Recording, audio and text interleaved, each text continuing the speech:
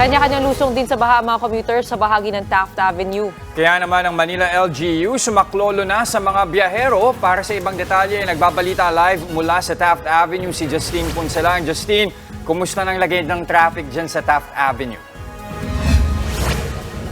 Gretchen at Jess, maulan at bahang morning sa inyo dyan sa studio. Dito sa Maynila, may mga lugar nang hindi madaanan dahil sa taas ng baha. Dulot yan ng pag-ulan, malakas na pag-ulan mula pa kaninang madaling araw.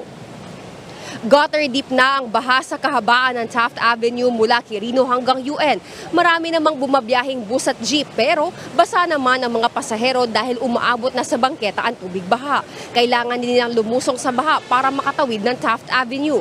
May mga pedicab at tricycle na nag-aalok na isakay ang mga commuter pero mahalang singil na umaabot ng 100 piso. Kaya ang ilang commuter na naabutan natin dito nagyapak na lang para hindi mabasa ang suot nilang sapatos. Ang iba naman bumili na lang ng tsinelas mula sa mga nagtitinda sa gilid ng kalsada. May dumating na rin na truck mula sa Manila LGU para mag-alok ng libreng sakay hanggang Espanya na lubog na rin sa baha. Nauna nang inanunsyo ng lokal na pamahalaan na walang pasok sa lahat ng antas sa lungsod. Suspendido rin ang trabaho sa mga government offices dito, maliban na lamang sa mga opisina na may kinalaman sa disaster at emergency response. Jess at Gretchen, sa ngayon ay tumigil na yung pag-ulan dito sa bahaging ito ng Maynila. Nakapansin din natin na bahagya na rin humupa yung pagbaha dito sa kahabaan ng Taft Avenue. Ganun pa man, patuloy ang pag-iikot ng mga sasakyan ng Manila LGU at Manila Police District para mag-alok ng libreng sakay sa mga stranded na pasahero.